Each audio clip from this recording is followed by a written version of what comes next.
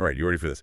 You guys asked for a deep dive on this Kate Brothers case, and wow, this one is intense. Yeah. We're talking accusations of human trafficking, like a mysterious war room. It's just like a lot of controversy surrounding these internet personalities, right? Yeah. But we're going like straight to the source, the Romanian indictment. Straight to the source. This indictment is really fascinating. It's like a window into a world that most people just get glimpses of online. It uses social media posts. It uses chat logs, witness statements, even psychological evaluations. Oh, wow. So it's fascinating. It's disturbing. It's like a whole other world, like you said. Yeah. We're giving you, the listener, the VIP access, basically. Yeah, absolutely. Let's start with the basics. What are they being accused of? Well, the charges are serious. Forming a criminal organization, human trafficking, and rape in Andrew's case. Tristan faces charges of incitement to violence. Okay, so heavy stuff right off the bat. But then gets even more complicated. The indictment quotes Andrew talking about like his passports. Yeah. He's got multiple passports from different countries. Yeah. Bank accounts in 19 countries. He says, if I make a mistake and England wants to put me in jail, I can fly with a Nigerian passport or an American one or English or Polish or Estonian. Wow. Global operation. That really highlights the potential scale and complexity of this case. Yeah. These allegations, they go far beyond just national borders, and that makes the investigation and prosecution so much harder. So let's get into one of the most disturbing accusations, I think, which is the use of lover boy tactics. Yeah. What does that even mean when we're talking about human trafficking? So lover boy tactics really involve manipulating someone through like fake romantic interests, right? So they build trust, make promises, and then they exploit that vulnerability for control or for profit. The indictment suggests that this was a key strategy that the Tates might have been using, potentially luring women into a situation they didn't fully understand. And this alleged manipulation is part of their business model, right? Like especially Andrew's webcam business that he talks about online all the time. He talks about making tons of money. But the indictment is saying that this business became something much darker. There are these quotes in here where he talks about his views on women. And he says things like, in Eastern Europe, they're too smart to be a whore for free. They understand that the main attribute a woman has is beauty. And if they are born with it, they won't waste it. It's a very objectifying way to look at women, and these statements, along with the accusations in the indictment, raise concerns about objectification and manipulation. Yeah. And it feeds into this larger societal debate about gender roles, power dynamics, and the exploitation of women. Okay, then there's also the whole war room element. What can you tell us about that? So the indictment describes the war room as a group that was promoting the brothers' ideology, and they were potentially using it for recruitment. They were supposedly teaching men how to make money, build businesses, and have relationships. But through a very specific and controversial lens, that's come under a lot of fire. And we've also got to talk about the witnesses. Yeah. You've got alleged victims, associates, employees, a lot of different people mentioned in this indictment. Yeah. But there's some conflicting accounts too.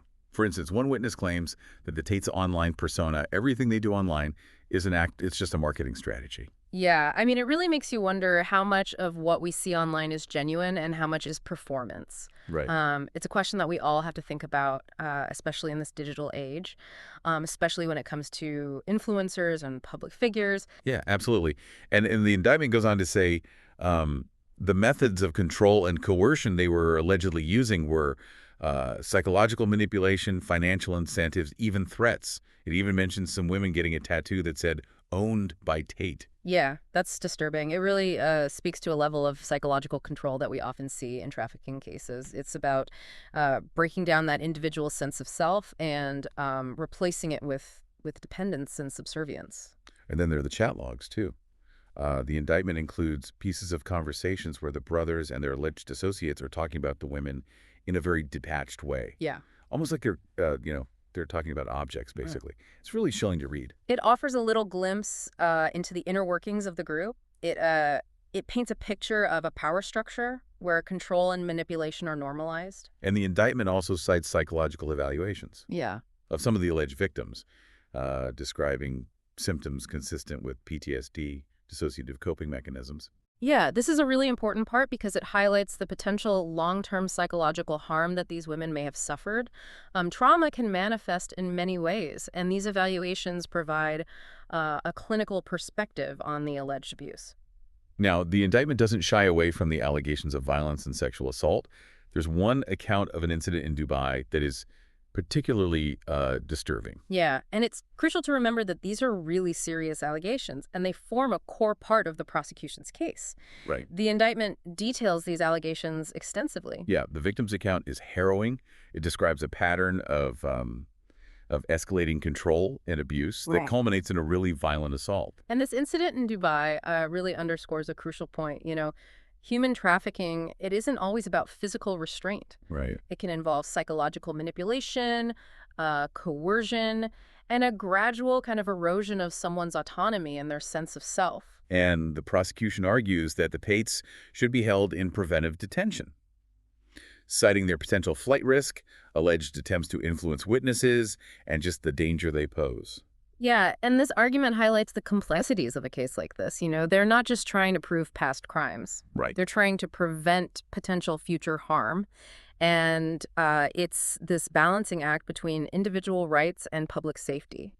Of course, the defense insists that the Tates are innocent and that these accusations are false. Yeah, and the defense's position is really critical to understand. They're challenging the credibility of these witnesses. They're questioning if the evidence is even valid. Right. And they're disputing this overall narrative that the prosecution has put forward. So this is where the legal battle is going to be, with both sides presenting their arguments and then the court ultimately deciding the outcome. Okay, so the Romanian authorities are taking this case very seriously. The indictment gets into the money, the finances.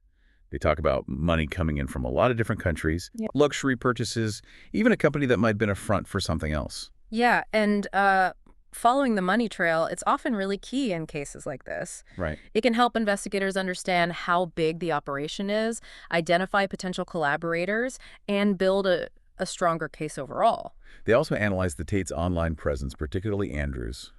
They quote him a lot, talking about his views on masculinity, success, and women. I think the prosecution is trying to establish a pattern of behavior here, a mindset that aligns with these alleged crimes. They're trying to connect the dots between the brother's public persona and the actions that allegedly went on behind the scenes. The point is, and I think we've said this before, this deep dive is about understanding the case, like beyond just the headlines, beyond the social media posts, beyond the sound bites. Absolutely. The indictment is a complex document. There's a lot of information in here. It's about presenting the facts as laid out in the indictment. We're not here to judge or pick sides. We want to help you, the listener, understand how complex this case is and help you form your own informed opinion. Exactly. So the indictment details alleged violence and control towards multiple women, accounts of physical and emotional abuse, manipulation, coercion. Yeah, and these allegations, these are at the heart of the human trafficking charges. Right. The indictment is trying to demonstrate a pattern of behavior. It's suggesting that these weren't just isolated incidents, but part of a larger systematic operation. Yeah, and one thing that keeps coming up is the use of money, financial incentives. They allegedly promised these women like a luxurious lifestyle. Oh, yeah. Showered them with gifts, promised them a share of the profits. Financial incentives can be powerful tools in situations like this. They can create a sense of obligation, dependence, even gratitude. And according to the indictment, this could have been used to lure and control these women. Absolutely. The indictment also alleges the brothers used threats to maintain control. Yeah.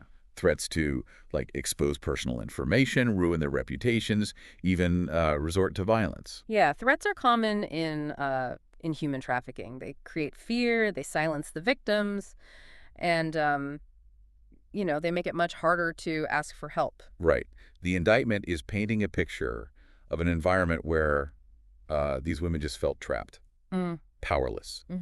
There are also mentions of witnesses who corroborate these allegations, too. Some were alleged victims themselves. Others were associates, employees of the Tates. Yeah, and the credibility of these witnesses is going to be a key factor in this case. the defense is likely going to try to discredit them, Right.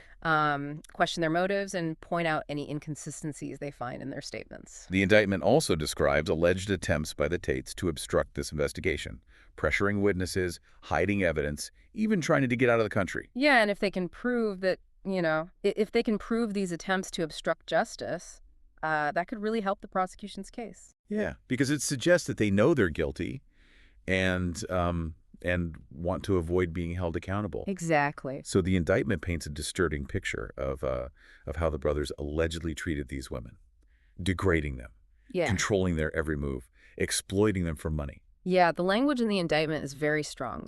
Words like exploitation, coercion, and dehumanization keep popping up over and over again. It really, it emphasizes how serious these charges are. And one really chilling detail is that tattoo, owned by Tate. Yeah. It's a symbol, It's a powerful symbol of ownership and control.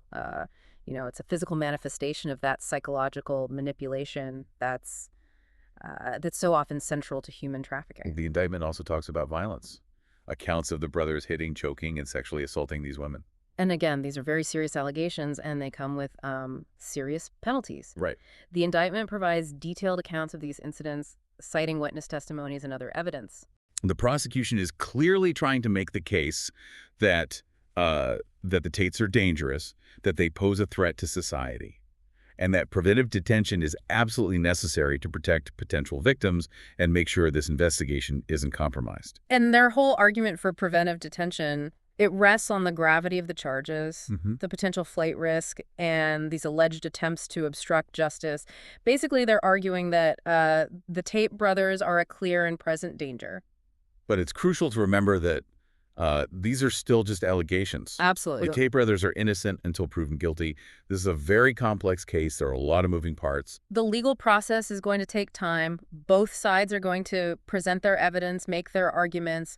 It's really vital to let that process play out, without jumping to conclusions. The indictment is a fascinating read, though. It's not just like, dry legal language. Yeah. It's a whole story. It's a story. Woven together from chat logs, social media posts, witness statements, expert evaluations. It offers a glimpse into a world that's usually hidden from view. It helps us understand a group that's accused of some very serious crimes. And it raises questions about, power, control, and the potential dangers of online culture. So this deep dive is about really unpacking this indictment. We've gone way beyond the headlines, examined very specific allegations, explored the evidence and the arguments from both sides. It's a journey into a complex and controversial case that's still unfolding. Right. And it could potentially shape bigger conversations about human trafficking, influencer culture, and the whole online landscape. And that's what makes this this whole deep dive so important, right? We're like looking at the legal document, the indictment. Yeah. That lays out their whole case, But you're right, it's just one side. It is. It is. The defense will have their chance to present their side, challenge the evidence, offer a totally different narrative. That's how this works, right? That's the basis of a fair legal process. Okay, so let's talk about that legal process. What happens next? The indictment mentions preventive detention. Right. Which seems like a big deal. Yeah. What are the arguments for and against keeping them in custody until the trial? So the prosecution, they argue that preventive detention is necessary because the charges are so serious, because the potential flight risk, they've got those international connections. Right. And because they've allegedly tried to interfere with witnesses. So they're essentially saying that if the Tates are released, they could mess up the investigation or even be a danger to other people. Yeah, the indictment really does present them as a potential threat, especially Andrew. Yeah. They highlight his online influence, all his teachings, that war room group. They even quote him saying things like, "The war was not strong enough to get me out of prison." Whoa. It seems like they're building a case based on, not just what he allegedly did, but, what he's saying, his ideology. It's definitely a unique aspect of this case. Right. They're drawing a direct line between Andrew Tate's online persona, all that rhetoric, and the criminal activity. They're arguing that his words have real-world consequences, potentially inciting violence, maybe even influencing others to do bad things. It's like they're saying his online presence is a weapon. Yeah, in a way, I think so. They're presenting his online stuff not just as evidence, but as an actual part of this alleged criminal enterprise. Wow.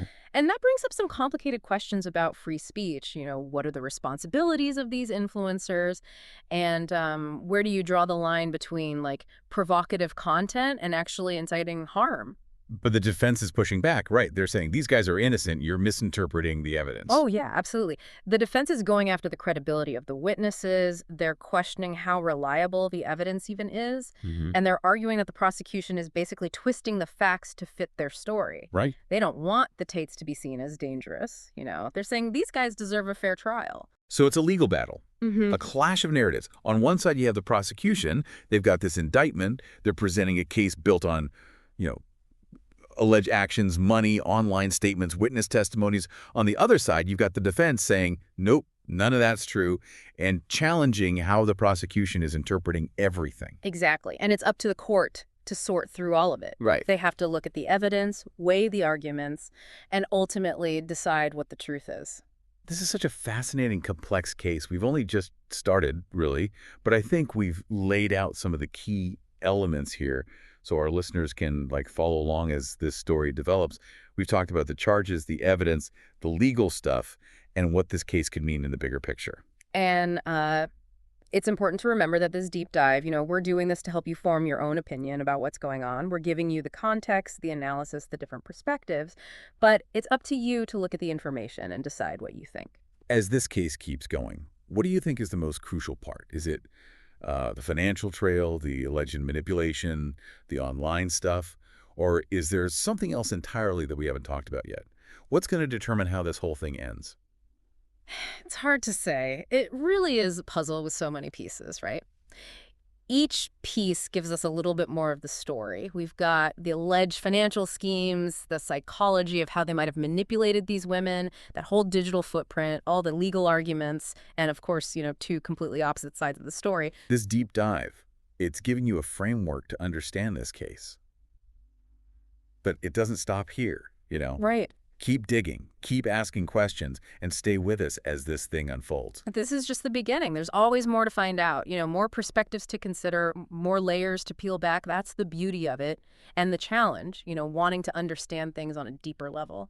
One thing that's really crazy to me about this case is how much information there is. We've got social media posts, chat logs, financial records, witness statements, expert evaluations. It's kind of overwhelming, honestly. It really is. It's a reflection of our digital age, though, Mm-hmm. So much of our lives are documented online. Everything we do, our interactions, our thoughts. And in a case like this, all those digital breadcrumbs become really important evidence. But investigators had to be like digital detectives, Yeah. piecing together a story from all these little fragments across the internet. And that makes what the court has to do even more important, They have to sift through this huge amount of information Right. and decide what's relevant, what's actually true, what proves or disproves these charges. Yeah, it's a massive responsibility. They're the filter, right?